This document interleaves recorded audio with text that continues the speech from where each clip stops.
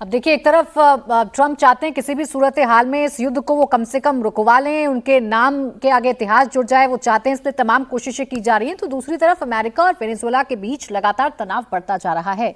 अमेरिकी अधिकारियों का कहना है कि किसी भी वक्त वेनेजुएला के खिलाफ नया ऑपरेशन शुरू हो सकता है। अमेरिकी सेना ने कैरेबियाई इलाके में बड़ी संख्या में जहाज, विमान और सैनिक तैनात कर दिए हैं, जिससे दोनों देशों के बीच टकराव की आशंका और बढ़ गई है। इस बीच अमेरिका ने अपने नागरिकों को फौरन वेनेजुएला छोड़ने के लिए कहा है। इसके साथ ही अमेरिकी एजेंसी फेडरल एविएशन ने वेनेजुएला के ऊपर उड़ान भरने को लेकर चेतावनी जारी कर दी है। समंदर में अमेरिकी बेड़ा लगातार ड्रिल कर रहा है, जिसके बाद कई अंतर्राष्ट्रीय एयरलाइंस ने वेनेजुएला से उड़ानें रद्द कर दी हैं।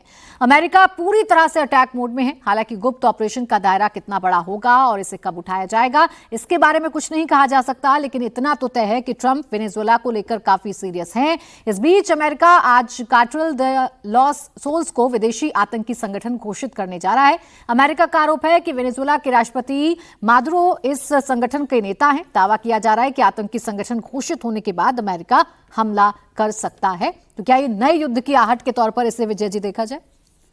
देखिए, ट्रंप साहब जो है ना, बहुत सारे फ्रंट एक साथ खोलकर बैठे हुए। वेनेजुएला को लेकर और मादुरो को लेकर उनका बड़ा लंबे समय से वो है, उनकी नाराज़गी है और वो उसको टेररिस्ट ऑर्गेनाइजेशन के तौर पर कर रहे हैं। लेकिन वो क्या वहाँ पर अभी उस तरह का हमला करने की तैयारी में है, या केवल वो धमकाना चाहते हैं? ट्रंप साहब को इतना आसानी से समझना कि वो वहाँ पर खड़ा कर दिया, वो धमकाने के लिए भी करते हैं। लेकिन वेनेजुएला से उनका झगड़ा बहुत लंबे समय से चल रहा है और वो उस पर पर्सनल लेवल पर भी वो मादुरो को लेकर बहुत पसंद नहीं करते हैं। तो उस सारी बात को लेकर वहाँ पर हो रहा है। कितना हो सकता है, कब वो कर सकते हैं, लेकिन आशंका तो बढ़ गई है। उनको आप खारिज नहीं कर सकते ट्रंप साहब को किसी दिन, कि वो किसी भी दिन ये कर सकते हैं। लेकिन मैं पिछली वाली बात में एक बात जोड़ना चाहता हूँ कि जो रूस और यूक्रेन के बीच शांति समझौता हो सकता है, उसकी बाधा ही ट्रंप साहब है मेरे विचार में। अगर वो हट जाएं तो और यदि शायद कुछ और कोई करे तो शायद कुछ बात आगे बढ़ सकती है, क्योंकि वो हर दिन एक नया प्रस्ताव लाते हैं। आप पिछले 2 महीने के भी डेवलपमेंट देखें जब से वो कर रहे हैं, और जिसका जिक्र अभी किया गया है अलास्का की मीटिंग को। अलास्का की मीटिंग के बाद से कितने स्टेप्स उन्होंने लिए। अभी आपको याद होगा कि उन्होंने वो एक शांति समझौता किया था, शांति सम्मेलन किया, जिसकी जीत के लिए वो पहुंच गए थे वहाँ। अभी ये जिसको आप कह रहे हैं अमेरिका का 28 प्लान, ये तो रूस और अमेरिका का जॉइंट प्लान है। वो रूस ने पहले ही उस पर स्वीकृति दी है, उसमें यूक्रेन तो है ही नहीं। तो यूक्रेन कैसे मानेगा? और 27 तारीख की डेट आपको ध्यान हो, उससे पहले भी 5-6 डेट्स उन्होंने दे चुके हैं, डेडलाइंस दे चुके हैं। तो मुझे नहीं लगता कि जेलेंस्की बहुत मुश्किल में है। वो युद्ध को टालने, मतलब ख़त्म करना चाहते हैं, उससे निकलना चाहते हैं। देश का भी दबाव बन रहा है उन पर, अंदर के जो दबाव हैं वो भी उन पर बनते जा रहे हैं। लेकिन जेलेंस्की ने जिस तरह से ब्रेव हार्ट दिखाया, जिसका जिक्र अभी राहुल जी भी कर रहे थे, उसमें मुझे नहीं लगता कि एक डेडलाइन देने से वो तुरंत विड्रॉ कर लेंगे। मगर अब यदि इस पर आना, और ये झगड़ा हम पहले भी चर्चा कर चुके हैं इसको, कि ये रूस और यूक्रेन का झगड़ा नहीं है, ये रशिया और नेटो का झगड़ा है।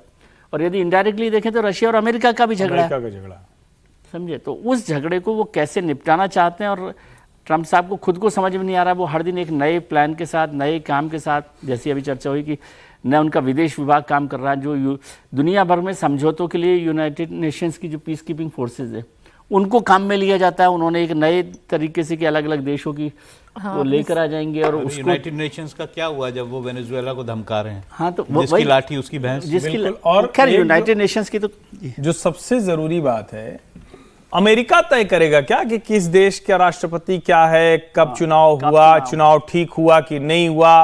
मतलब बड़ा विचित्र है।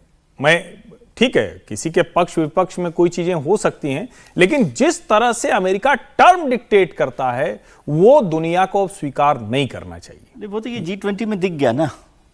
बिल्कुल, G20 एक तरह का मैसेज है ट्रंप साहब के लिए कि उनसे अब कोई ऐसे डरते नहीं है, क्योंकि आपने यही करके बांग्लादेश में शेख हसीना जीत रही थी। तो आपने यही करके वहां यूनुस को आप एक आवाज दिखा दीजिए किसी देश की जो कि आपको वेनेजुएला के साथ दिखाई दे रही है। क्या मतलब वेनेजुएला ने वो किया जो पाकिस्तान हमारे साथ करता है कि आतंकवाद भेज रहा है अमेरिका में, ड्रग्स तो भेजता ही है पाकिस्तान इंडिया में, हथियार भेजता है, क्या ऐसा किया? तो ऐसे में एक भी देश ऐसा नहीं है जिसने अमेरिका के सामने अपना सर उठाकर इस बात की मजम्मत करने की कोशिश की कि ये सही नहीं है। अमेरिका वो कर रहा है जो वो उसकी ताकत है उसके पास, क्योंकि सेनाओं की ताकत है, उसके पास मिलिट्री ताकत है, वो जो करना चाहे वो कर रहा है। यही उसने इराक में किया, यही वो वेनेजुएला में करना चाहता है। नहीं, उसकी एक वजह ये भी है ना कि जो मल्टी अलाइन डिप्लोमेसी का जो दौर आ गया है, उसमें सब लोग केवल अपने नेशनल इंटरेस्ट पर ध्यान रखते हैं। आजकल कोई किसी के बीच में पढ़कर नहीं करना। आप नेटो को ही देख लो ना, नेटो तो एक यूनियन है, वो यूक्रेन के साथ उस तरह से खड़ा नहीं दिखाई दे रहा, अलग अलग तरीके से सब लोग काम कर रहे हैं। तो वो मल्टी अलाइन पॉलिसी में सबको नेशन फर्स्ट जो एक नया स्लोगन तैयार हो गया है। नेटो की तो प्रॉब्लम ये थी कि वो पूरी तरह से यूएस पे डिपेंडेंट था मिलिट्री पावर के लिए। मिलिट्री पावर उसने के लिए। अपनी यूरोप ने अपनी पावर शुरू ही नहीं की, उस तरह से बनाई नहीं, इसलिए वो दिक्कत है। अब चलिए आगे बढ़ रहे हैं, एक और खबर आपको बताते हैं।